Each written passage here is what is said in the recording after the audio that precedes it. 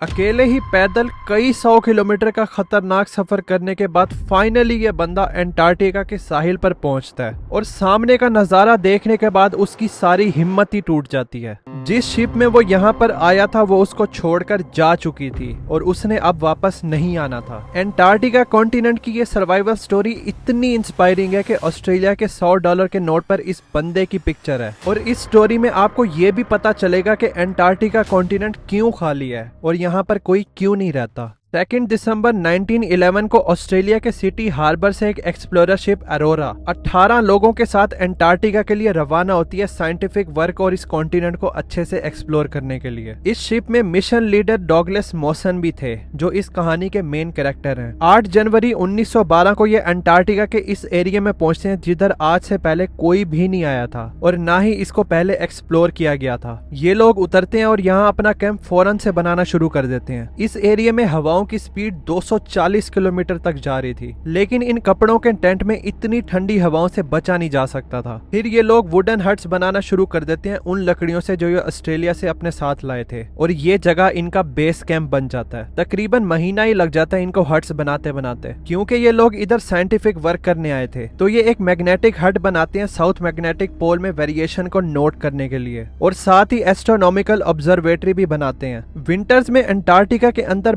-90 degree temperature में किसी सूरत भी एक्सप्लोरेशन नहीं हो सकती थी। तो ये लोग इधर पूरा विंटर गुजारते हैं और 10 महीने के बाद फाइनली अंटार्कटिका में समर आता है जिसमें ये लोग अंटार्कटिका के अंदर के इलाकों को एक्सप्लोर कर सकते थे। 3 एक्सप्लोरेशन पार्टीज रेडी होती हैं। वेस्टर्न पार्टी साइंटिफिक रिसर्च के लिए जिसने यहाँ से वेस्ट में जाना था, साउदर्न पार्टी मैग्नेटिक सर्वे के लिए जिसने यहाँ से साउथ में जाना था। इन 2 पार्टीज ने ज्यादा दूर नहीं जाना था बेस कैंप से। तीसरी थी फार ईस्टर्न पार्टी जिसने अंटार्कटिका में बहुत अंदर तक जाना था और इसके अननोन इलाकों को मैप करना था। इनका टारगेट था कि ये लोग बेस कैंप से इस डेडली कॉन्टिनेंट में 600 माइल्स तक अंदर जाएंगे और डिस्कवरीज करेंगे नए एरियाज की। इस फार ईस्टर्न पार्टी में 3 लोग थे। इसके लीडर डॉगलस मॉसन जो 32 साल के थे और पहले भी अंटार्कटिका कॉन्टिनेंट पे आ चुके थे। दूसरे थे जेवियर मर्ट्स जो 30 साल के थे और स्विट्जरलैंड के स्की चैंपियन थे। तीसरे थे बेलग्रेव नीनीस जो 23 साल के ब्रिटिश आर्मी ऑफिसर थे और इनके साथ 12 कुत्ते थे सामान वाली स्लजिस को खींचने के लिए। ये लोग अपने साथ 3 स्लजिस लेकर सफर शुरू करते हैं जिसमें जरूरत का सारा सामान, टेंट, कई महीनों के खाने पीने का सामान और साथ ही बहुत सारा डॉग फूड भी था। 10 नवंबर 1912 को ये ग्रुप जर्नी शुरू करता है। वैसे तो ये स्नो डॉग्स पावरफुल और वेल ट्रेन्ड थे, लेकिन इनको हर वक्त कोई बंदा चाहिए होता था जो को रास्ते पे गाइड करे। तो क्रू भी डॉग्स के साथ अपने आप को रस्सी के जरिए इन स्लजिस के साथ बांधते हैं और इनके साथ भागते हुए सफर शुरू करते हैं। जैसे जैसे ये आगे बढ़ते जा रहे थे वैसे वैसे रास्ता खराब होना शुरू हो गया था। आगे तो इनको ग्लेशियर्स और रफ रास्तों को क्रॉस करना था और इन टेढ़े मेढ़े रिवर्स वाले रास्तों से गुजरना बहुत ही चैलेंजिंग था। कई जगहों पे तो इनको स्लजिस को उठाकर ऊपर लाना पड़ता था। जर्नी में अभी तक कोई मसला नहीं था, लेकिन फिर मसले शुरू हो जाते हैं। इस जर्नी में 3 हफ्तों के बाद इनको फ्रॉस्ट बाइट्स और स्नो ब्लाइंडनेस शुरू हो गई थी। जब सूरज की यूवी रेज कॉन्स्टेंटली स्नो से रिफ्लेक्ट होते हुए आपकी आंखों में पड़ती रहती है तो उससे स्नो ब्लाइंडनेस शुरू हो जाती है।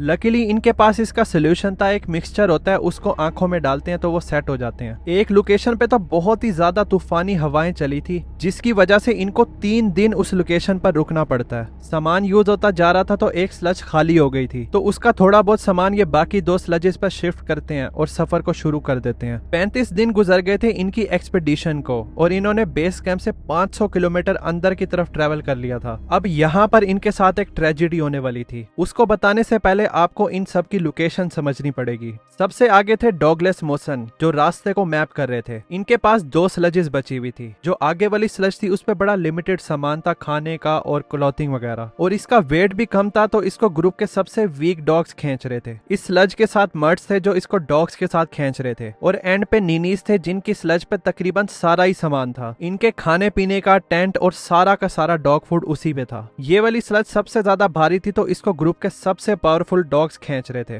सारा जरूरी सामान इन्होंने पीछे वाली स्लज पर इसलिए रखा था कि अगर कहीं बर्फ कमजोर हो तो एक्सीडेंट की कंडीशन में पहली स्लज खाई में जाए, दूसरी बच जाए। जब ये लोग एक लोकेशन से गुजर रहे थे तो वो एक आइस ब्रिज था जो बर्फ की लेयर्स के नीचे छुपा हुआ था। डॉगलेस मॉसन और जेवियर मर्ट्स जब अपनी स्लज के साथ आगे थे तो उनको पीछे से कुत्ते के चीखने की आवाज सुनाई देती है। ये दोनों पीछे मुड़कर देखते हैं तो ना निनीस थे, ना कुत्ते थे और ना ही उनकी स्लज दिखाई दे रही थी। ये लोग भागते हुए पीछे जाते हैं तो देखते हैं कि जमीन में 11 फीट बड़ा सुराग हुआ है और जमीन में इसकी गहराई 160 फीट से भी ज्यादा थी। इतनी के नीचे बिल्कुल ही अंधेरा नजर आ रहा था। ये लोग नीचे देखते हैं तो इनको बहुत नीचे एक कुत्ते की बॉडी नजर आती है और एक कुत्ते की दर्द वाली आवाजें सुनाई देती हैं। हुआ ये था कि डॉगलेस मॉसन और जेवियर मर्ट जब इस बर्फ के नीचे छुपे हुए ब्रिज के ऊपर से गुजर रहे थे अपनी लाइट वेट स्लज के साथ, तो ये ब्रिज काफी कमजोर हो गया था और जब निनीज अपनी सबसे भारी स्लज के साथ इसके ऊपर से गुजरते हैं तो ये ब्रिज कोलैप्स हो जाता है और वो कुत्तों और स्लज समेत 160 फीट गहरी खाई में गिर जाते हैं। 4-5 घंटे तक ये उस खाई में निनीज को आवाजें देते रहते हैं लेकिन नीचे बिल्कुल ही खामोशी थी। फिर डॉगलेस मॉसन वहीं पर बैरियल सर्विस को रीड करते हैं निनीज के लिए। निनीज की मौत का इन दोनों पर बहुत गहरा असर हुआ था। इतना अरसा गुजारा था इन्होंने साथ इस चैलेंजिंग जर्नी में। जो कुत्ते इसमें गिरे थे वो बड़े और पावरफुल थे, बाकी 6 जो बचे थे वो कमजोर थे। सारा डॉग फूड और एसेंशियल सामान उनका खाई में गिर गया था और इनके पास पहली स्लज पर सिर्फ 10 दिन का खाना बचा हुआ था। ये लोग 35 दिन दूर थे अपनी वापसी के रास्ते तक और साथ ही 500 किलोमीटर का ये रफ डिस्टेंस था। डॉगलेस मॉसन फौरन वहीं से जेवियर मर्ट्स के साथ अपना वापसी का रास्ता शुरू कर देते हैं और अब इन्होंने अपना पूरा फोकस सर्वाइवल पर कर दिया था। इनके पास कुत्तों का खाना तो था नहीं, तो वापसी के सफर के दौरान डॉगलेस मॉसन एक एक करके सबसे वीक कुत्ते को मारना शुरू कर देते हैं अपने खाने के लिए और बाकी कुत्तों को खिलाने के लिए। इससे पहले मर्ट्स एक वेजिटेरियन थे लेकिन इस टफ सर्वाइवल टाइम में इनको ये सब खाना ही पड़ा था अपनी बॉडी को एनर्जी देने के लिए। वापसी के सफर में 2 हफ्ते गुजर गए थे और इन्होंने तकरीबन 300 किलोमीटर का सफर तय कर लिया था। अब यहाँ से मर्ट्स की हालत खराब होना शुरू हो गई थी। मर्ट्स एक तो वेजिटेरियन थे, ऊपर से ये डॉग का लिवर भी खा रहे थे जिसमें विटामिन ए की क्वांटिटी बहुत ज्यादा होती है। इंसानों के लिए विटामिन ए होता तो अच्छा है लेकिन इसकी ज्यादा क्वांटिटी पॉइजन बन जाती है। ये आखिरी कुत्ते को भी मार देते हैं और अब इनके पास कोई कुत्ता नहीं बचा था। अब ये अकेले थे। मौसम इंतहाई खराब था। मर्ड्स के साथ साथ डॉगलेस मॉसन की भी हालत खराब हो रही थी। इनकी स्किन उतरना शुरू हो गई थी, जिस्म पर हर जगह फ्रॉस्ट बाइट थी। मर्ड्स इतने कमजोर हो गए थे कि उनसे चला भी नहीं जा रहा था। ये यहाँ पर ही टेंट लगाते हैं। मर्ड्स की हालत बहुत ही ज्यादा खराब हो गई थी और उनसे स्लीपिंग बैग से निकला ही नहीं जा रहा था। इनको फिट्स के भी दौरे पड़ना शुरू हो गए थे। डॉगलेस मॉसन सोकर उठते हैं और मर्ड्स को चेक करते हैं तो उनकी मौत हो चुकी थी। अब डॉगलेस मॉसन बिल्कुल ही अकेले पड़ गए थे। वो वहीं पे ही उनको कब्र में दफनाते हैं और बैरियल सर्विस को रीड करते हैं मर्ड्स के लिए। मर्ड्स के जाने के बाद डॉगलेस मॉसन बिल्कुल ही अकेले पड़ गए थे। यहाँ से बेस कैंप अभी भी 160 किलोमीटर दूर था,